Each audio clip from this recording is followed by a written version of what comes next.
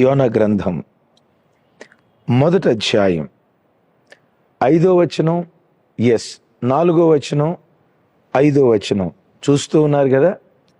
అయితే యెహోవా సముద్రం మీద పెద్ద గాలి పుట్టింపగా సముద్రమందు గొప్ప తుఫాను రేగి ఓడ బ్రద్దలైపోవు గతికి వచ్చాను.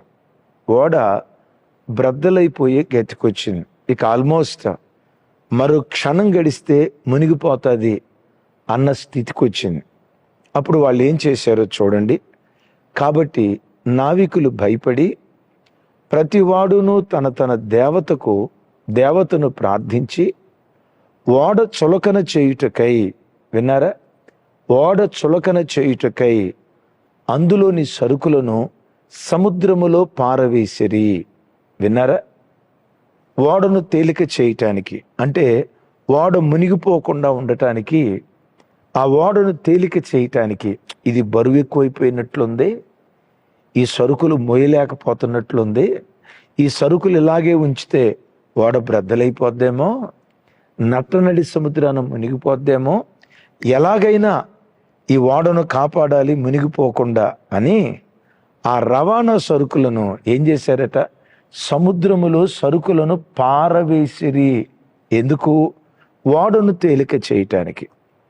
వాళ్ళు ఇంత ప్రయత్నం చేశారు కదా, మోసుకుంటూ వెళ్తున్నటువంటి సరుకులను సముద్ర పాలు చేశారు కదా, ఓడ తేలికైందా? మునిగిపోవటం ఆగిందా? రైట్. యోనా గ్రంథం 1వ అధ్యాయం 11వ వచనంలో రాయబడిన మాట ఒకసారి అందరూ గమనించండి. 11వ వచనం, అప్పుడు వారు సముద్రము పొంగుచున్నది, విన్నారా, తుఫాను అధికమగుచున్నది, సముద్రము మా మీదకి రాకుండా నిమ్మలించినట్లు మేము నీకేమి చేయవలనని అతనిని అడుగగా. విన్నారా, సరుకులు పారేశారు, ఓడను తేలిక చేద్దాం అనుకున్నారు, కానీ ఏం జరుగుతుంది? తుఫాను అధికమవుతుందట. విన్నారా, సముద్రం వాళ్ళ మీదకు వచ్చేటట్లుగా ఉందట. నట్టనడి సముద్రంలో ఆ ఓడ మునిగిపోయే పరిస్థితిలోకి వచ్చిందట. అర్థం కాల. అరే, సరుకులంతా పారేసాం, ఓడను తేలిక చేసాం, అయినా ఇది మరలా అయినా మునిగిపోయే పరిస్థితికి వచ్చిందే, ఏమైంది, బరువేమి లేదే అని అనుకుంటూ ఉంటుండగా ఆ తర్వాత వాళ్ళు ఏం చేశారో చూడండి. 15వ వచనం చూడండి. 15వ వచనం, యోనాను ఎత్తి సముద్రములో పడవేసిరి, పడవేయగానే సముద్రము పొంగకుండా ఆగెను. విన్నారా, సరుకులు పారేశారు, ఓడ బరువుగానే ఉంది, ఓడను తేలిక చేశారు, అయినా మునిగిపోయేటట్లుగానే ఉంది, తుఫాను మరి అధికమైపోతా ఉంది. విచిత్రం ఏంటో తెలుసా? టన్నుల ఆ సరుకులు పారేసిన ఓడ ఇంకా భారంగా ఉంది. ఎందుకో తెలుసా? పాపం చేసిన మనుషుడు అక్కడ ఉన్నాడు. ఆ పాపం చేసిన మనుషుడిని ఎప్పుడైతే ఎత్తి సముద్రంలో పడేశారో, అద్భుతం, సముద్రంలో పడవేయగానే సముద్రము పొంగకుండా ఆగెను. ఇప్పుడు చెప్పండి, తాను మోసుకుంటూ వెళ్తున్న టన్నుల రవాణా సరుకులు బరువైనవా? పాపం చేసే మనుషుడు బరువైనవాడా? ఇప్పుడు చెప్పండి. అర్థమైంది కదా? పాపం చేసే మనుషుడు అంత బరువైనటువంటి వాడు. ఈ వాక్యం వింటున్న తమ్ముడు, చెల్లి, ఆ ఓడలో ఉంది పాపం చేసిన వాడు ఒక్కడే, దేవునికి అయిష్టంగా బ్రతికిన వాడు ఒక్కడే, దేవుడు వెళ్ళమన్న స్థలానికి వెళ్లకుండా తనకిష్టమైన త్రోవలకు వెళుతున్నవాడు ఒక్కడే. ఆ ఒక్కడిని బట్టి ఓడంతా ఏమైపోతుంది? మునిగిపోవటం ప్రారంభించింది. విన్నారా, ఒక్కడు తప్పు చేస్తే, ఒక్కడు పాపం చేస్తే, పాపం చేసిన ఆ ఒక్కడిని బట్టి ఓడంతా మునిగిపోయే ప్రమాదం ఉంది. ఈరోజు ఎన్నో క్రైస్తవ కుటుంబంలో 4 కుటుంబ సభ్యులుంటే 3 మంచి భక్తి పరులై ఒకడు భక్తిహీనుడు ఉంటాడే, ఆ కొడుకు ఒకడు భక్తిహీనుడు ఉంటాడే ఆ భర్త, ఒకరు భక్తిహీనులు ఉంటారే ఆ యవన కుమార్తె. ఇంటిలో ఒక్కడు అపరాధం చేసిన దాన్ని బట్టి ఇల్లంతా సమస్యల వలయంలో మునిగిపోతున్న కుటుంబాలు ఎన్నో. తమ్ముడు, నా వైపు చూడు. మీ ఇంట్లో నువ్వు ఎలా ఉన్నావు? నీ ఇల్లు సమస్యల వలయంలో చిక్కుకోవటానికి నీ పాపం కారణమవుతుందా? నీ ఇల్లు శోధనల వలయంలో చిక్కుకోవటానికి యవన చెల్లి నీ భక్తిహీనతే దానికి కారణమవుతుందా? ఓ యవన తమ్ముడా, ఆ అమ్మ మంచి కన్నీటి ప్రార్థన పరురాలు. ఆ నాన్న దేవుడంటే పిచ్చి ప్రేమ. సంఘంలో సంఘ పెద్దగా బ్రతుకుతున్నాడు. వాళ్ళు దివారాత్రులు కన్నీళ్లు కార్చిన నీ ఇల్లు శోధన వలయంలో చిక్కుకొని రోజు రోజుకు మునిగిపోయే పరిస్థితికి రావటానికి పాపం చేసే మనుషుడైన నువ్వు భారమైపోయేవేమో. ఒక్కడు చేసిన తప్పును బట్టి అందరూ నష్టపోతారా? ఎస్. మీకు ఒక మాట గుర్తుకు తెస్తా.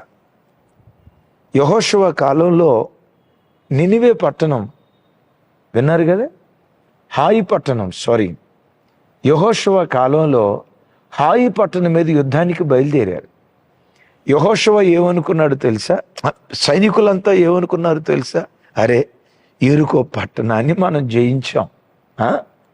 యెరికో పట్టణం ముందు హాయి ఆఫ్టర్ ఆల్ తొక్కడా. వీళ్ళు అనుకొని ఉండొచ్చు హాయి పట్టణం మీద మనం హాయిగా యుద్ధం చేయొచ్చు అని. విన్నారా? హాయి పట్టణం మీద మనం హాయిగా యుద్ధం చేయొచ్చు అనుకున్నారు. జస్ట్ 3000 మంది సైనికులను తీసుకొని వెళ్ళారు. ఏం జరిగింది? బహుఘోరంగా ఓడిపోయారు. 10ల సంఖ్యలో సైనికులు చంపబడ్డారు. యెహోషువకు అర్థం కాల. పిచ్చోడు ఏడ్చినట్టు ఏడుస్తున్నాడు. ఉదయం నుండి సాయంకాలం వరకు బట్టలు చింపుకొని నెత్తి మీద ధూళి పోసుకొని పిచ్చోడు ఏడ్చినట్టు ఏడుస్తున్నాడు. దేవా, ఎందుకు ఓడిపోయా? అప్పుడు దేవుడు అంటాడు, మీలో పాపం చేసిన వాడు ఒకడున్నాడు. మీలో పాపం చేసిన వాడు ఒకడున్నాడు. ఆ ఒక్కడిని బట్టి దేశం ఓడిపోయింది. విన్నారా తమ్ముడా? ఒక్కడిని బట్టి దేశం ఓడిపోయిందే, యావత్ జాతి ఓడిపోయిందే. మందిరానికి వెళ్తూ తాగుబోతుగా బ్రతుకుతున్నావు అన్నయ్య. ఆదివారం మందిరంలో బల్లారాధనలో పాలు పంపులు పొంది సాయంత్రం బారు షాపుల వైపు వెళ్తున్న ఓ క్రైస్తవుడా, సినిమా థియేటర్ల వైపు వెళ్తున్న క్రైస్తవుడా, క్లబ్లకి పబ్బులకు వెళ్తున్న క్రైస్తవుడా, దేవుని మందిరానికి వచ్చి చీకటి జీవితం జీవిస్తున్న ఓ క్రైస్తవుడా, దేవుని మందిరానికి వచ్చి అప్పు తీసుకొని ఎగగొట్టి వాళ్ళ కష్టార్జితాన్ని దోచుకుంటూ ఒక దోపిడీదారుడిగా బ్రతుకుతున్న ఓ క్రైస్తవుడా, నీ ఒక్కడివి చేసిన పాపాన్ని బట్టి నీ ఇల్లంతా నష్టపోతుందన్న సంగతి నీకు తెలీదా? నీ ఒక్కదాని భక్తిహీనతను బట్టి రోజు రోజుకు కుటుంబం సమస్యల వలయంలో కూరుకుపోతుందన్న సంగతి నీకు తెలీదా? మీరు అనొచ్చు, అన్న 3000 మంది యుద్ధానికి వెళ్ళారు కదా, 2999 మంది బాగానే ఉన్నారుగా. తప్పు చేసింది ఒక్కడే కదా. తప్పు చేయకుండా, విన్నారా, తప్పు చేయకుండా 2999 మంది బాగానే ఉన్నారు కదా, మరి వాళ్ళని బట్టి జయం ఇవ్వచ్చు కదా అని అంటారా? దేవుడు కుటుంబాలలో నుండి, సంఘాలలో నుండి సామూహిక పరిశుద్ధతను కోరుకుంటాడు. నువ్వు ఒక్కడివే దేవునికి కాదయ్యా, నీ ఒక్కదానివే దేవునికి కాదమ్మా. నీ ఇల్లంతా యేసయ్యకు సొంతం కావాలి. నీవు, నీ భర్త, నీ కుమారుడు, నీ కుమార్తె, నీ ఇంటిలో నీ కుటుంబ సభ్యులందరూ యేసయ్యకు సొంతం కావాలి. ఇది నీ దేవుని ఆరాటం. విన్నారా? పాపం ఎంత బరువైనదో చూడండి. ఆ పాపపు భారాన్ని బట్టి వాడ మునిగిపోతుంది. నీ ఇల్లనే వాడ కూడా సమస్యల వలయంలో చిక్కుకోవటానికి, సమస్యల్లో కూరుకుపోవటానికి ఏ పాపం భారమై నీ కుటుంబాన్ని ముంచుతుందో ఒకసారి ఆలోచించు. పాపం అంత భారమైందా? చూడండి, కీర్తనల గ్రంథంలో భక్తుడైన దావీదు గారు ఇలా అంటాడు, చూడండి 38వ కీర్తన 4వ చరణం, కీర్తనల గ్రంథం 38వ కీర్తన 4వ చరణం. నా దోషములు నా తల మీదుగా పొర్లిపోయినవి, నేను మోయలేని బరువు వలె అవి నా మీద మోపబడి ఉన్నవి. బాబా, కొంతమంది అనుకుంటారు ఏదో క్యాజువల్గా స్మోక్ చేశానండి, ఏముంది ఇందులో? ఏదో యవనస్తుని కాబట్టి ఒక అమ్మాయితో ఎఫ్ఐఆర్ పెట్టుకున్నా, ఏముంది ఇందులో? యవనమ్మాయిని కాబట్టి ఒక అబ్బాయితో ఎఫ్ఐఆర్ పెట్టుకున్నా, ఏముంది ఇందులో? ఏం లోకంలో ఎవరు చేయట్లేదు ఇలా? అంత నీతిగా బ్రతికేది ఎవళ్ళు?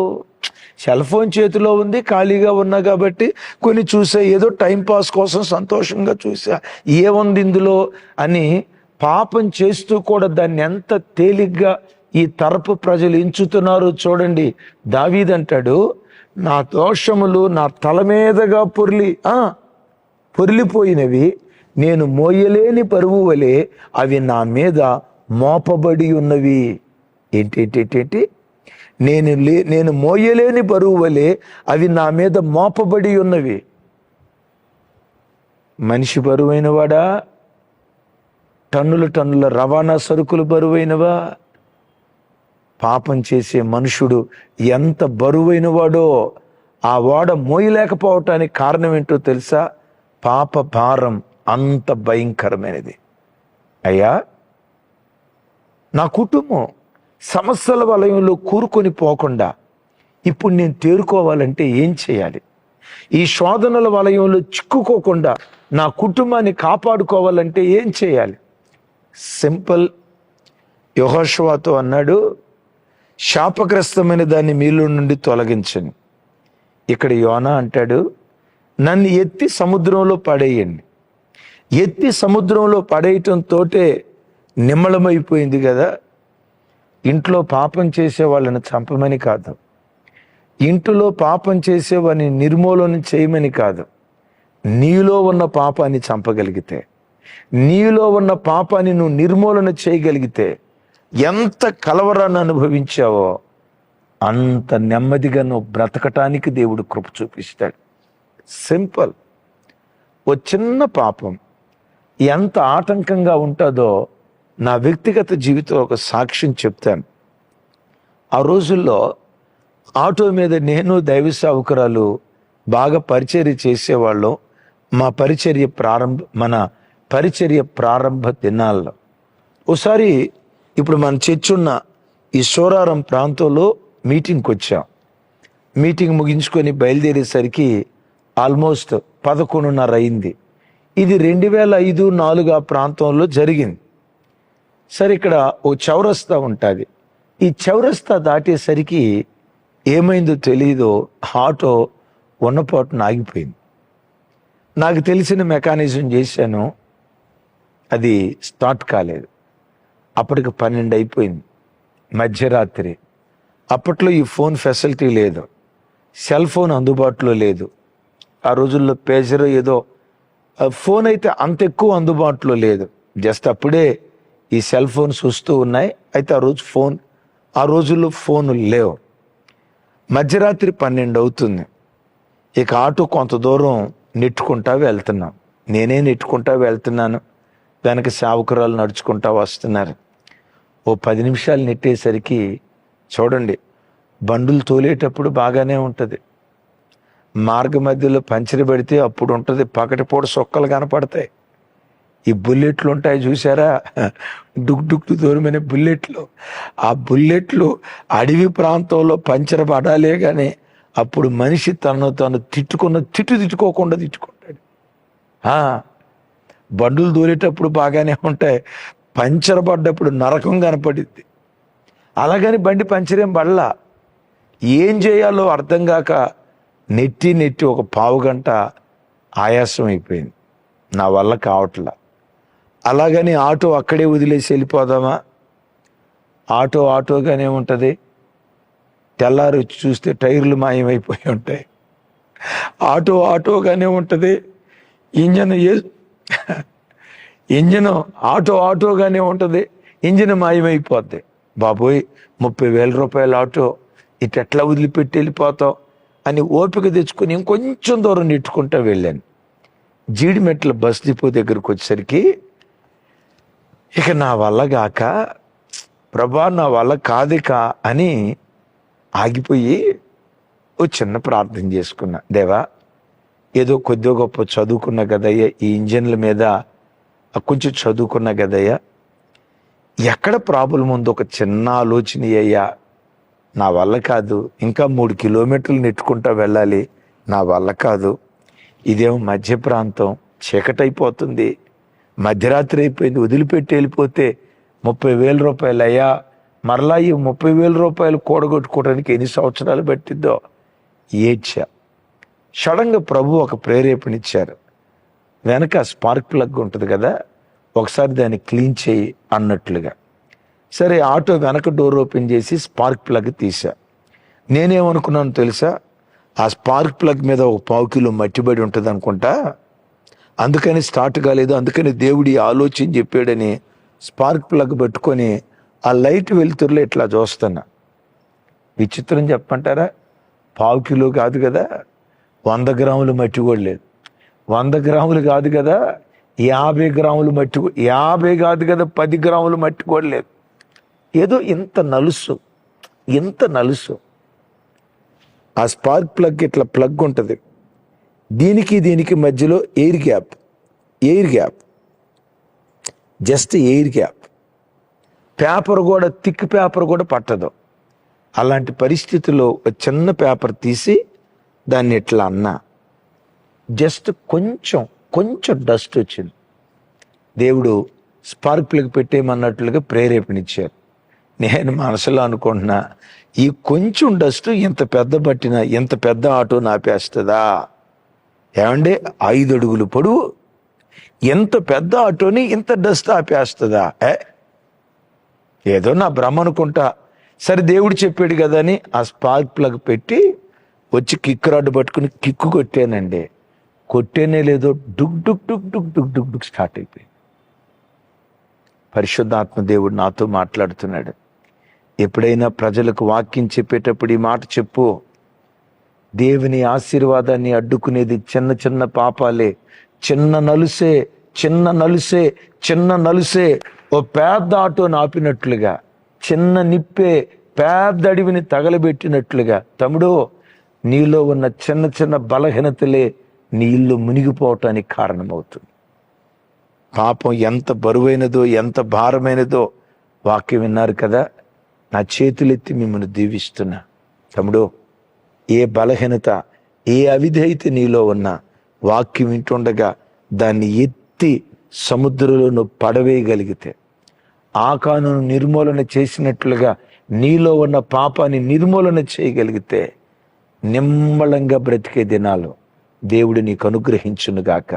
అలా ఎత్తి పడవేయటాన్ని బట్టి యోనా పట్ల దేవునికి ఉన్న ప్రణాళిక దేవుడు ఎలా నెరవేర్చాడో, నీ మీద కూడా దేవునికి గొప్ప ప్రణాళిక ఉంది. పాపాన్ని నిర్మూలన చేయగలిగితే నీ మీద దేవునికి ఉన్న గొప్ప ప్రణాళికలో నా దేవుడు నెరవేర్చునుగాక. మీ ఇంట్లో దేవుని ఆశీర్వాదానికి ఎవరు అడ్డుగా ఉన్నారో వారు మారేటట్లుగా ప్రార్థన చేస్తాను. ఒకవేళ ఆ ఆటంకం మీరైతే మీ హృదయం మారేటట్లుగా ప్రార్థన చేస్తాను. ప్రార్థనలో ఏకీభవిస్తారా? ప్రార్థన. అయ్యా, మీకు స్తోత్రాలు. టన్నులు బరువు మోసుకొని వెళ్తుంది ఆ ఓడ, మనుషులను మోసుకొని వెళ్తుంది. ఈ ఓడ మునిగిపోవటానికి, ఇది బ్రద్దలు కాకుండా ఉండటానికి సరుకులు పారేస్తే బాగుండు, బరువు ఎక్కువైపోయింది అని అనుకున్నారు. సరుకులు పారవేసినా మునిగిపోతుందయ్యా. కారణం, సరుకుల బరువు కంటే పాపం చేసేవాడు అంత బరువైన వాడు. ఓ బలమైన రీతిగా మాతో మాట్లాడావు. ఈ వాక్యం వింటున్న బిడ్డల్లో ఎవరిలో ఏ బలహీనత ఉందో యేసు నామం పేరిట ఈ గడియలోనే ఆ బలహీనత ఎత్తి పారవేయుదురుగాక. ఒకవేళ వారి కుటుంబాలు మునిగిపోవటానికి ఆ ఇంట్లో ఆకాను వంటి వారు ఎవరున్నారో, యోనా వంటి వారు ఎవరున్నారో వాళ్ళని ఎత్తి పడవేయమని నేను ప్రార్థించట్లేదు. కానీ ఆకానును చంపినట్లుగా వారిని చంపమని ప్రార్థించటలేదు, కానీ వారిలో ఉన్న ఆకాను స్వభావం, వారిలో ఉన్న అవిధేయపు స్వభావం, అపవిత్రపు స్వభావం యేసు నామం పేరిట నిర్మూలమగునుగాక. చేతులెత్తి ప్రార్థిస్తున్నానయ్యా, ఈ వాక్యం వింటున్న నీ ప్రజల్లో ఎవరి పట్ల మీకు ఏ ప్రణాళిక ఉందో యేసు నామం పేరిట ఆ ప్రణాళిక మీరు నెరవేర్చుదురుగాక, ఆ ప్రణాళిక మీరు రూఢిపరచుదురుగాక. సమస్త ఘనత మహిమ ప్రభావాలు మీకే ఆరోపిస్తూ నా చేతులెత్తి నీ ప్రజలను దీవిస్తూ, ఎవరైతే ఇంటిలో కఠిన మనస్కులుగా మారని స్థితిలో ఉన్నారో ఈ గడియలోనే వారిని మీరు మార్చుదురుగాక. ఈ గడియలోనే సౌలు పౌలుగా మారినట్లు, యాకోబు ఇశ్రాయేలుగా మారినట్లు, షారాయి షారాగా మారినట్లు ఈ వాక్యం విన్న ప్రతి బిడ్డలో ఆ మార్పుతో కూడుకున్న కృప దిగివచ్చునుగాక. యేసు నామం పేరిట ప్రార్థించి స్తుతించి పొంది ఉన్నాం తండ్రి.